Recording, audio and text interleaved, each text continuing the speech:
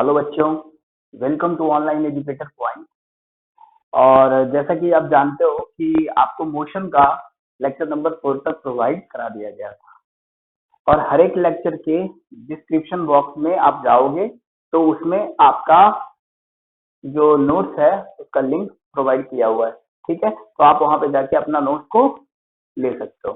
ठीक है, इस भी लेक्चर का डिस्क्रिप्शन बॉक्स में आपको नोट्स का लिंक मिल जाएगा, आप उसको डाउनलोड कर लेना। और भी बहुत सारे क्वेश्चन उस पर दिए गए हैं जिसमें कि आपको सॉल्व करना है इसको, और उसको सॉल्व करके इससे ये पता चलेगा कि आपने प्रीवियस लेक्चर्स में क्या क्या सीखा। ठीक है, तो आज का लेक्चर हम स्टार्ट करते हैं। आज का लेक्चर है वेलोसिटी के बारे में। सबसे पहले वेलोसिटी क्या होता है ना।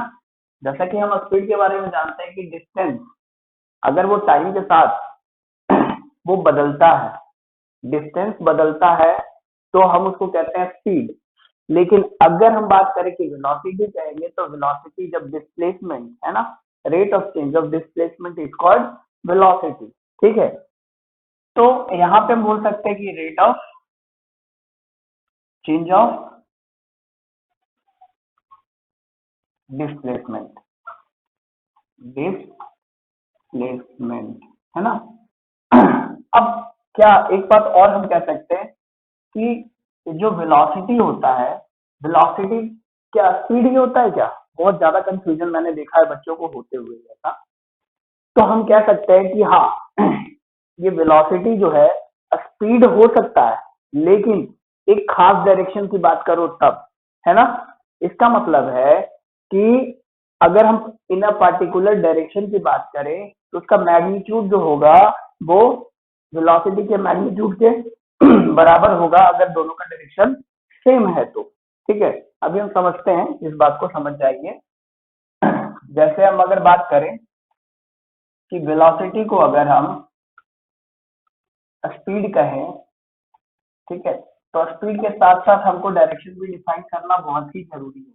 अगर हम स्पीड के साथ डायरेक्शन को डिफाइन करते हैं तब हम कहेंगे इसी स्पीड को वेलोसिटी हम कह सकते हैं। समझ आया?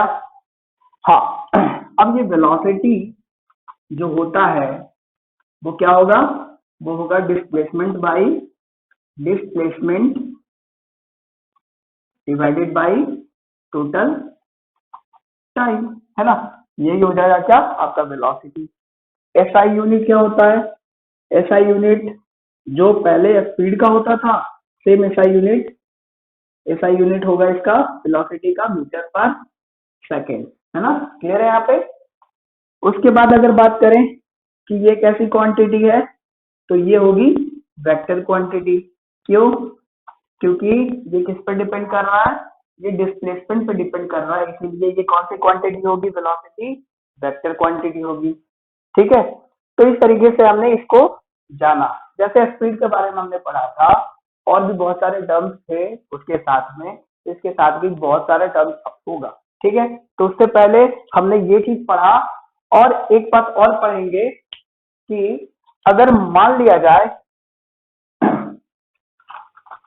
अगर मान लिया जाए कि आपको कन्वर्जन दे दिया। कन्वर्जन मतलब कि अगर आपको मीटर, मान लिया जाए 1 किलोमीटर पर आवर को आपको कन्वर्ट करना होगा कि कितना मीटर पर सेकंड होगा, तो आप कैसे कन्वर्ट करोगे? आपको करना होगा, एक बात आप जानते हो कि 1 किलोमीटर में आपका कितना मीटर होता है? 1000 मीटर। और 1 आवर में कितना होता है सेकंड? 1 आवर में होता है 3600 सेकंड। अब इन दोनों को अगर कैलकुलेट किया जाए तो हम क्या करेंगे, इसको यहाँ पे लाएंगे और किलोमीटर की जगह पे हम देंगे 1000 मीटर डिवाइडेड बाई आर की जगह पे हम देंगे 3600 सेकेंड। और इससे क्या होगा? कैलकुलेट होके आएगा हमारा 10/36। और इसको फर्दर कैलकुलेट करेंगे तो ये होगा 5 2 से काटते हैं दोनों को, तो 2 5 18, यानी 5/18 आता है यहाँ पे किसमें? Metre per second. इसका मतलब है 1 किलोमीटर पर आवर में कितना होगा? ये 5/18 मीटर पर सेकेंड। क्लियर है? उसी तरीके से अगर हम बात करें 1 मीटर पर सेकेंड को अगर हमको किलोमीटर पर आवर में बदलना हो तो क्या करेंगे, तो हम बोलेंगे कि 18/5 किलोमीटर पर आवर होगा। ठीक है, इस तरीके से हमने देखा कि वेलोसिटी के टर्म्स क्या क्या है, इसमें क्या क्या चीजें को हमको ध्यान में रखना है। अब आते हैं क्या, डिफरेंस बिटवीन स्पीड और वेलोसिटी में क्या भाई अंतर क्या है, ये समझना भी बहुत जरूरी है। जैसे कि हम देखे थे कि डिस्टेंस और डिस्प्लेसमेंट में जो डिफरेंस होता है ना, सेम वैसा ही डिफरेंस इसमें भी दिखेगा आपको। तो फर्स्ट जो डिफरेंस होगा वो होगा इसका डेफिनेशन, है ना, कि the rate of change of distance is called speed, है ना। ना इसका फर्स्ट की बात करें तो इसको हम बोलेंगे the rate of change of displacement, the rate of change of displacement is called velocity. Now second point क्या हो जाएगा कि it associate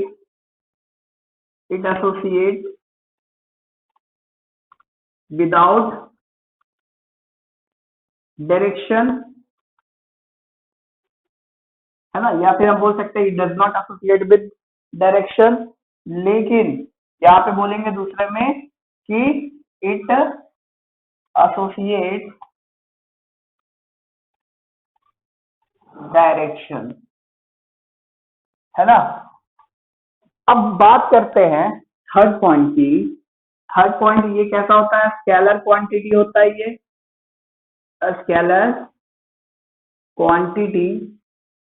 ये कैसी क्वांटिटी होती है, ये होता है आपका वेक्टर क्वांटिटी। इस तरीके से आपने देखा 3 पॉइंट। और फोर्थ पॉइंट क्या हो सकता है, जैसा कि डिस्टेंस पे ये डिपेंड करता है ना, तो इसमें भी हम लिख सकते हैं कि for a moving body speed never be zero, है ना। स्पीड कभी भी जीरो नहीं हो सकता कोई भी बॉडी के लिए, वैसी बॉडी के लिए जो मूव कर रही है ना। क्यों, क्योंकि डिस्टेंस कभी जीरो नहीं होता मूविंग बॉडी के लिए। सेम केस अगर हम फोर्थ पॉइंट की बात यहाँ पे करें तो हम बोलेंगे फॉर ए मूविंग बॉडी, है ना, वेलोसिटी मे बी जीरो, है ना। और यहां बात करें कि इट इज ऑलवेज पॉजिटिव, और यहां पे हम बात करेंगे फिफ्थ पॉइंट में क्या, it may be positive and negative, है ना। ये पॉजिटिव भी हो सकता है, नेगेटिव भी हो सकता है, और ये पॉजिटिव होता है। ठीक है, डिस्टेंस क्या होता है, पॉजिटिव होता है, सॉरी स्पीड क्या होता है, पॉजिटिव होता है। ठीक है, इस तरीके से आपने देखा ये डिफरेंस है टोटल किसमें, स्पीड और वेलोसिटी में। जैसा अंतर होता है डिस्टेंस और डिस्प्लेसमेंट में, हूबहू वैसा ही स्पीड और वेलोसिटी में भी अंतर है ना। अब यहाँ पे थोड़ा समझते हैं कि फिजिक्स में आपका जो निगेटिव पार्ट आता है, माइनस क्यों आता है। माइनस एक्चुअली दिखाता है निगेटिव, बस शो करता है डायरेक्शन और कुछ नहीं, उसके मैग्नीट्यूड में फर्क नहीं वो बताता, वो बस बताता क्या है, डायरेक्शन। तो यहाँ पे लिख लेना नोट में आप कि note negative shows opposite direction, है ना, नेगेटिव शोज अपोजिट डायरेक्शन। क्योंकि सिर्फ ये डायरेक्शन की बात करें तो ये निगेटिव क्या बताएगा, डायरेक्शन को अपोजिट कर दो तो वही चीज निगेटिव होगा। समझ में आ रहा बात? अब इसको इरेज करता हूं, क्योंकि जैसा कि हमने देखा ये डिफरेंस के बारे में है ना, और बहुत सारा टर्म्स अभी भी हमारे पास बचा हुआ है। वो कौन सा टर्म्स है? सबसे पहला टर्म्स है, जैसे हमने एक नोट पॉइंट में लिखा कि +5 और -5 में फिजिक्स में अंतर क्या है दोनों में, है ना? तो ये अगर ये वेलोसिटी है 5 किलोमीटर पर आवर और ये भी -5 किलोमीटर पर आवर, तो दोनों में अंतर यही है कि इसका एक पर्टिकुलर डायरेक्शन मान लिया जाए कि इस डायरेक्शन में ये मूव कर रहा है with A magnitude of 5 kilometre per hour, है ना? लेकिन अगर हम इसकी बात करें तो इसका भी मैग्नीट्यूड, ये भी उतने ही स्पीड से वो मूव कर रहा है, लेकिन उसकी डायरेक्शन इसके अपोजिट है, जिसके कारण ये माइनस का साइन है। ठीक है, तो इसको हम बोलेंगे -5 किलोमीटर पर आवर। इस बात को आपको समझना होगा। ठीक है, फिजिक्स में बहुत ही जरूरी है ये बात। क्लियर है यहाँ तक? अब जैसा कि हमने वेलोसिटी को पढ़ा, तो वेलोसिटी के अंतर्गत ही आता है एवरेज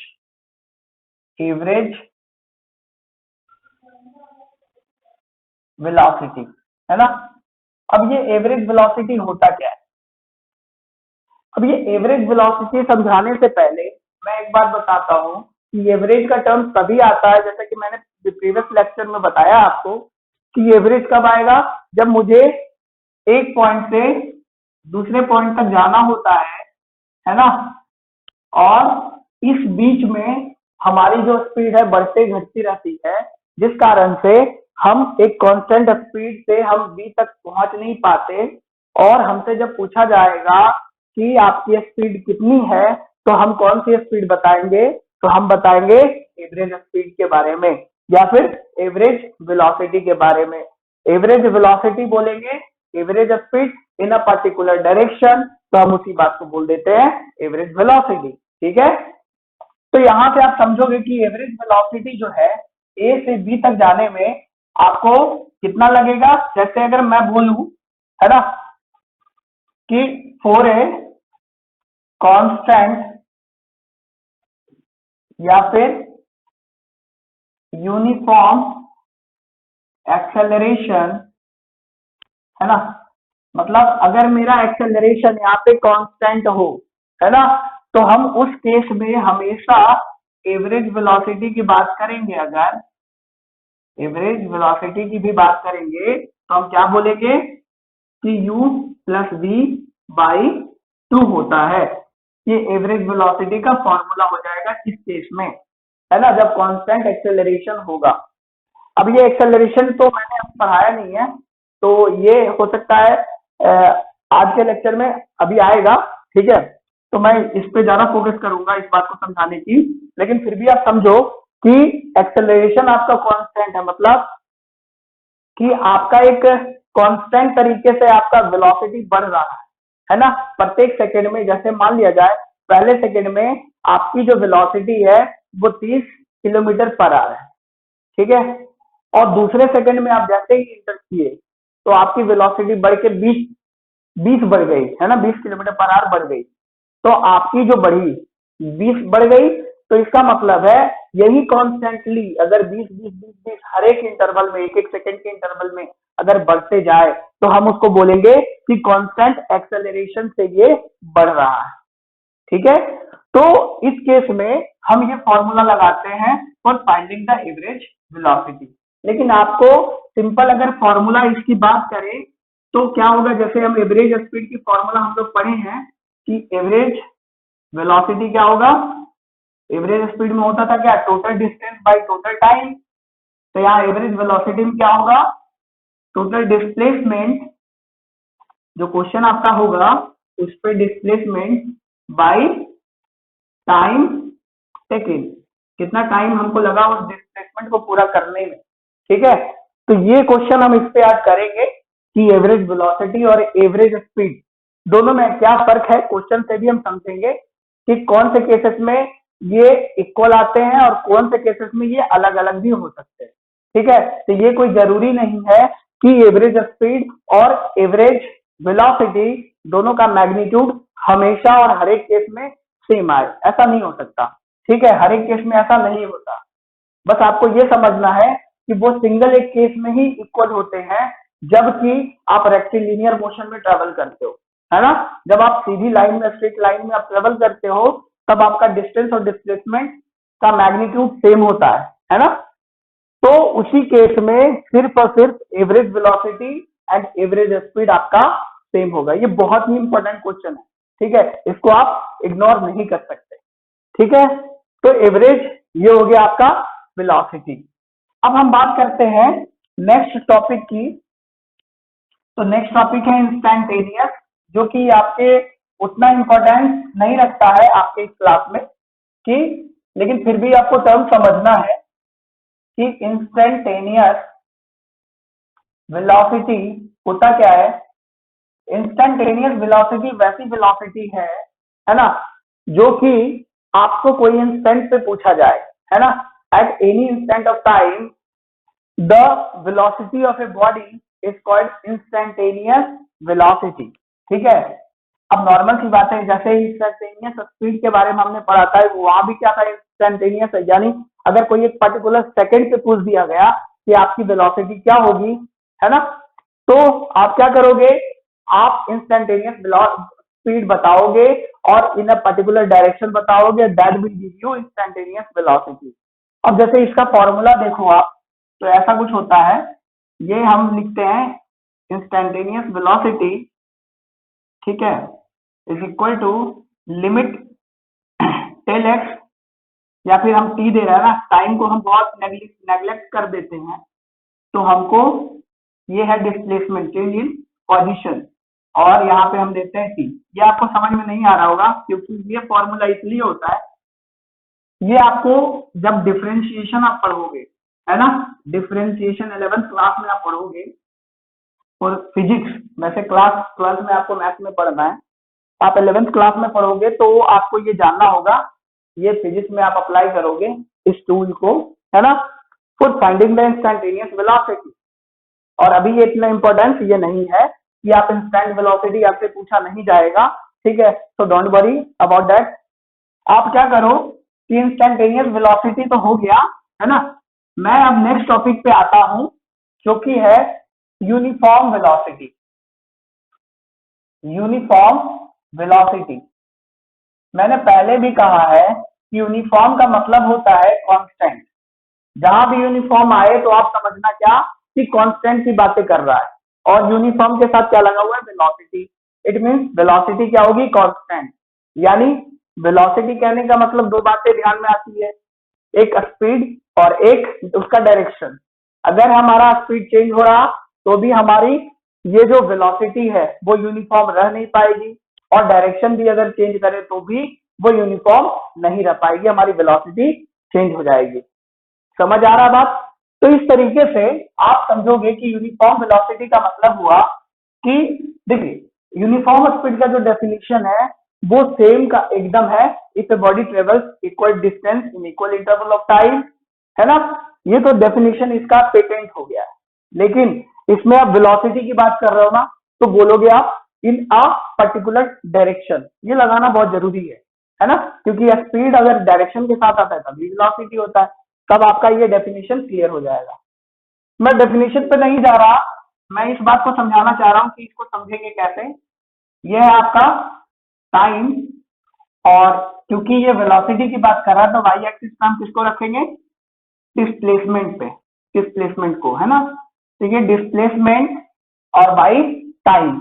अब इसको हम रिप्रेजेंट करते हैं, तो यूनिफॉर्म जब भी आएगा ना तो एक स्ट्रेट लाइन ग्राफ बनेगा, हमेशा ग्राफ यूनिफॉर्म वेलोसिटी का या यूनिफॉर्म स्पीड का या यूनिफॉर्म एक्सेलरेशन, कुछ भी हो यूनिफॉर्म लगा हुआ, तो आपका जो ग्राफ होगा वो क्या होगा, एक स्ट्रेट लाइन होगा। अब एक स्ट्रेट लाइन है, इसका मतलब है कि हर एक जगह पे स्लोप क्या होगा, कांस्टेंट होगा, और इसी को हम बोलते हैं यूनिफॉर्म वेलोसिटी का ग्राफ है। समझ आया। अगर आप बात करो कि यहाँ पे कोई भी पॉइंट आप ले लो और वहां से हम बाई, यानी ये जो यहाँ से यहाँ तक का डिस्टेंस है, यहाँ से यहाँ तक का डिस्टेंस, यानी मान लो ये वाई है और ये एक्स है, तो आप देखोगे कि हर हमेशा कोई भी वैल्यू हो बाई की, तो बाई बटा एक्स हमेशा सबका सेम आएगा। आप चाहे इस पॉइंट पे निकाल लो, चाहे वो इस पॉइंट का निकाल लो। ठीक है, ये मान लो हम नाम रख देते हैं, ऐसा कुछ रख देते हैं, ये हो गया आपका y1, ये हो गया आपका y2, ये हो गया आपका x1, ये हो गया x2।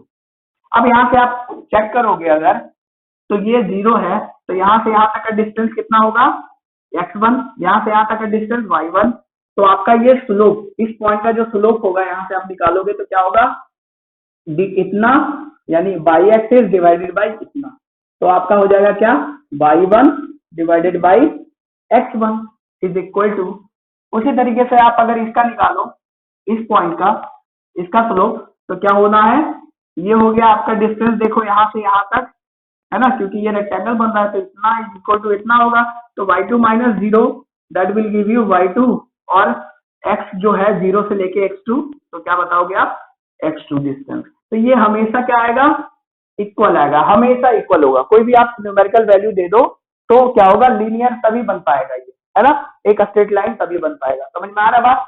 जैसे कि एक क्वेश्चन मैं लेता हूं यहाँ पे, ये इस तरीके से गया ग्राफ, इस तरीके से और इस तरीके से, ठीक है, और मैं ये नाम दे रहा हूं यहाँ पे, ये ए हो गया और ये बी हो गया और ये पॉइंट सी हो गया। आपको ये ग्राफ को 3 पार्ट में मैंने डिवाइड किया है, और यहाँ पे मैं डिस्प्लेसमेंट की बातें कर रहा हूँ, ये डिस्प्लेसमेंट मैंने यहाँ पे दिया है, और ये क्या है, टाइम एक्सिस है। अब बात करते हैं कि यहाँ से यहाँ तक, यानी O से A तक, O से ये पॉइंट A देते हैं, है ना, और ये पॉइंट हम B देते हैं, और ये C दे दिया, ठीक है। अब बताओ O से A तक जो ग्राफ है वो यूनिफॉर्म है या नॉन यूनिफॉर्म है, तो आप बोलोगे कि यहाँ से यहाँ तक एक स्ट्रेट लाइन है, तो ये क्या है, यूनिफॉर्म है, ये भी स्ट्रेट लाइन है तो ये भी यूनिफॉर्म है ना, A से B यूनिफॉर्म है और B से C क्या है, यूनिफॉर्म है। समझ में आ रहा है बात। लेकिन अगर बोल दिया जाए कि O से C तक क्या है, तो आप बोलोगे दैट इज नॉन यूनिफॉर्म, है ना, ये नॉन यूनिफॉर्म के केस में आएगा A to C। समझ में आ रहा है, क्योंकि आपका ग्राफ इस तरीके से गया है, कोई पर्टिकुलर एक स्ट्रेट लाइन नहीं है। क्लियर हो गया। तो यहाँ आपने समझ लिया कि यूनिफॉर्म वेलोसिटी का ग्राफ कैसे जाएगा, है ना, और कैसे होता है यूनिफॉर्म वेलोसिटी होता क्या।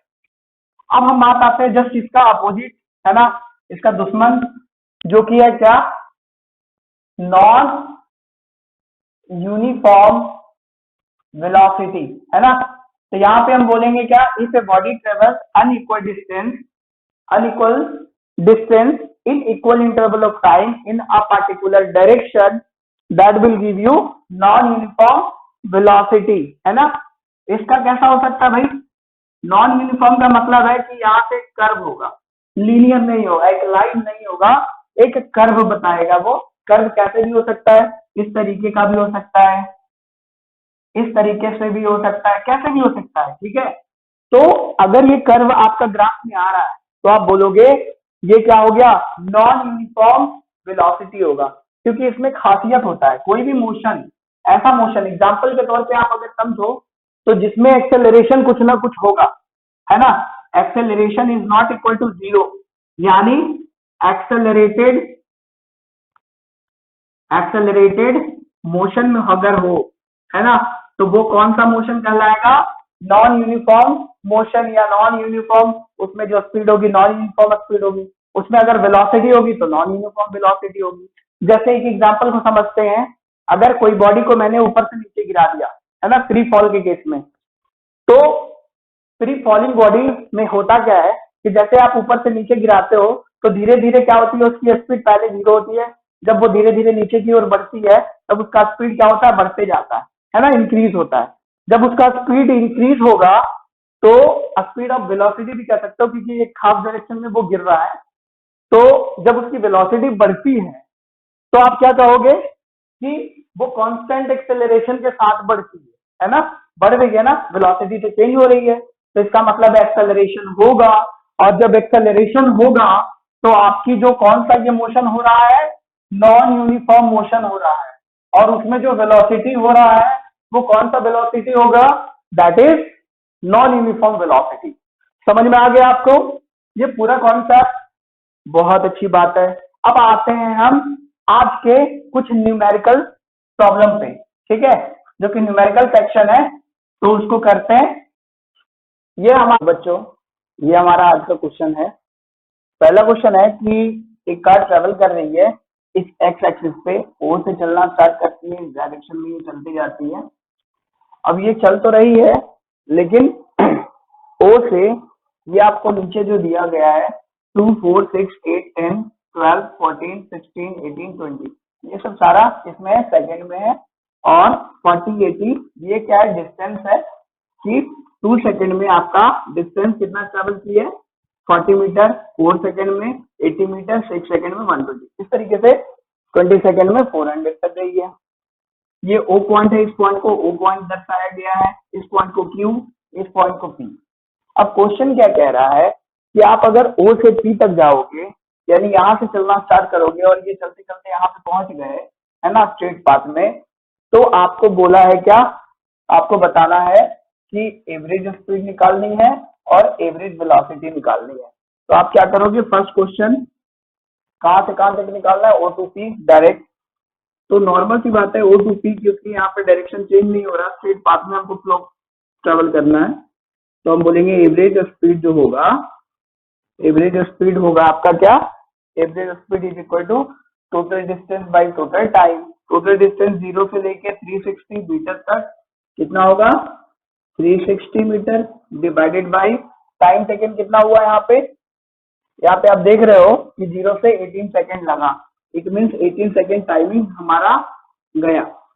तो हमारा स्पीड क्या हो जाएगा, 20 metre per second is the average speed. और इसी में हम निकाल लेते हैं कि एवरेज वेलोसिटी कितनी होगी भाई।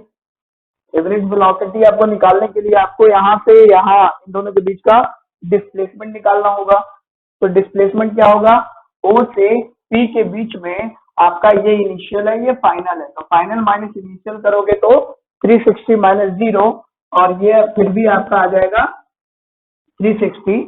और टाइम कितना लगा इस ड्यूरेशन को फॉलो करने के लिए, तो 18 सेकेंड। फिर भी आपका जो आंसर आएगा वो 20 मीटर पर सेकेंड, आपका एवरेज वेलोसिटी और एवरेज स्पीड सेम आया।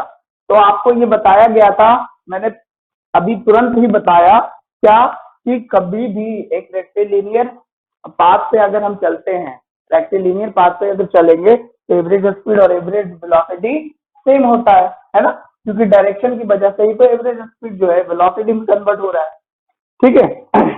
अब अगर यहाँ पे डायरेक्शन की बात अगर करें, हम डायरेक्शन चेंज हो गई, अब दूसरा केस लेते हैं, यहाँ पे आप, है ना, आप सिचुएशन जस्ट अलग देखोगे। मैं ये करता हूं, इसको यहाँ से रब कर लेता हूं। फिर ये दूसरा सिचुएशन ये है कि जब आप ओ से पी तक जाओगे और वापस रिटर्न होके क्यू तक जाओगे, यानी इस तरीके से ओ से आपने स्टार्ट किया और ओ से चलना हम स्टार्ट किए, पी तक गए, पी से वापस हमको आना है क्यू तक, और ये मेरा डेस्टिनेशन पॉइंट होगा, ये मेरा इनिशियल पॉइंट है। अब सोचो कि यहाँ पे इस केस में average speed is equal to कितना होगा। एवरेज स्पीड नॉर्मल सी बात है, इतना डिस्टेंस प्लस इतना डिस्टेंस, है ना, तो इतना डिस्टेंस है आपका 360 प्लस इतना डिस्टेंस कितना है, इन दोनों के बीच का डिस्टेंस कितना होगा, तो आपका हो जाएगा 120 डिवाइडेड बाई आपका टाइमिंग कितना लगा, यहाँ से यहाँ आने में हमको दिया हुआ है 18 सेकेंड लगा ओ से पी तक, और वापस पी से क्यू आने में हमको लगा कितना, 6 सेकेंड। तो यहाँ पे हम बोलेंगे 12 प्लस 6 दैट इज 18 है।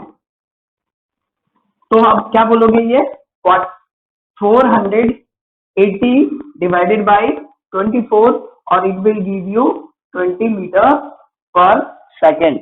एवरेज स्पीड आपकी आ चुकी है इस क्वेश्चन के लिए। अब आप निकालोगे एवरेज वेलोसिटी, जो हमारे लिए खास है थोड़ा इसके लिए, एवरेज वेलोसिटी। अब एवरेज वेलोसिटी आप निकालते वक्त ये देखोगे, क्योंकि आपको इसकी बात करना है इनिशियल और फाइनल की, क्योंकि आपको निकालना है क्या, डिस्प्लेसमेंट। तो इनिशियल आपका ये है और फाइनल का केस यहाँ पे आ चुका है, तो हमारा डिस्प्लेसमेंट क्या होगा, ये थोड़ी ना होगा, हमारा डिस्प्लेसमेंट जो शॉर्टेस्ट डिस्टेंस होता है ना, यहाँ से यहाँ तक की दूरी होगी। तो यहाँ से यहाँ तक की दूरी कितनी है, डायरेक्ट जीरो से हम गिन रहे हैं तो ये 240 हो जाएगा मेरा डिस्प्लेसमेंट, तो ये होगा 240। लेकिन हमारा टाइम कितना लैप्स हुआ, तो टाइम हमारा लैप्स हुआ टोटल ये 18 सेकेंड प्लस 6 सेकेंड, तो 18 plus 6 that will give you 24, और यहाँ से आपको आ जाएगा कितना 10 मीटर पर सेकेंड। यहाँ पे आप देख रहे हो कि जैसे ही हमने डायरेक्शन को चेंज किया तो एवरेज स्पीड और एवरेज वेलोसिटी सेम नहीं रहा, है ना। तो ये आप इससे आप समझ सकते हो कि एवरेज स्पीड और एवरेज वेलोसिटी कभी भी सेम नहीं रहता है। एक ही केस में सेम हो सकता है जब आपका डिस्टेंस और डिस्प्लेसमेंट सेम हो, और या फिर हम बोल सकते हैं कि जब वो रेक्टिलिनियर पाथ पे ट्रेवल करे। समझ में आ गया। अब मैं आपको अगला क्वेश्चन, क्योंकि अगला जो क्वेश्चन है नेक्स्ट क्वेश्चन, उस टाइप का क्वेश्चन मैं बता रखा हूं आपको, है ना। तो मैं 2 क्वेश्चन आपको होमवर्क के तौर पे दे देता हूं, आप उसको बनाएंगे, है ना, घर पे, और मैं उसका आंसर लिख दूंगा ताकि आप चेक कर लेना, और जिनको भी डाउट आए तो वो हमको बता सकते हैं, ठीक है। हाँ तो बच्चों, ये आपका होमवर्क है ना, ये आप इसको आपको बनाना है, और मैं ये चाहूंगा कि आप इसको सॉल्व करो, और आपका आंसर मैंने दे रखा है, ठीक है, और आप अपने मन से बनाओ इसको, जो आपका लेक्चर हो चुका है उसके आधार पे, क्योंकि अगर किन्हीं से अगर ये क्वेश्चन सॉल्व नहीं होता है तो हमारे प्रीवियस लेक्चर को देखें, ठीक है, जो कि आपको आई बटन पे आपको दिख जाएगा, और आप इस क्वेश्चन को फिर सॉल्व कर सकते हो, ठीक है। और कोई भी दिक्कत आए तो आप कमेंट करें, और कमेंट करना भूलो मत, क्योंकि अगर आपको ये वीडियो अच्छा लगता है तो आप कमेंट करो, हमको प्रोत्साहन मिलेगा, ठीक है। तो अब हम इस लेक्चर को यहीं पे खत्म करते हैं, और अगले लेक्चर के लिए ज्यादा दिन इंतजार अब आपको नहीं करना होगा, ठीक है। मेरा नेक्स्ट लेक्चर जल्दी आएगा, और मेरा नेक्स्ट लेक्चर एक्सेलरेशन से होगा, और उसके साथ कुछ न्यूमेरिकल्स भी होंगे, ठीक है। तो आज का लेक्चर इतना ही, और हमारे चैनल पे जो न्यू व्यूअर्स हैं वो हमारे चैनल को सब्सक्राइब करें, जल्दी से सब्सक्राइब करना है और लाइक भी करना है, ठीक।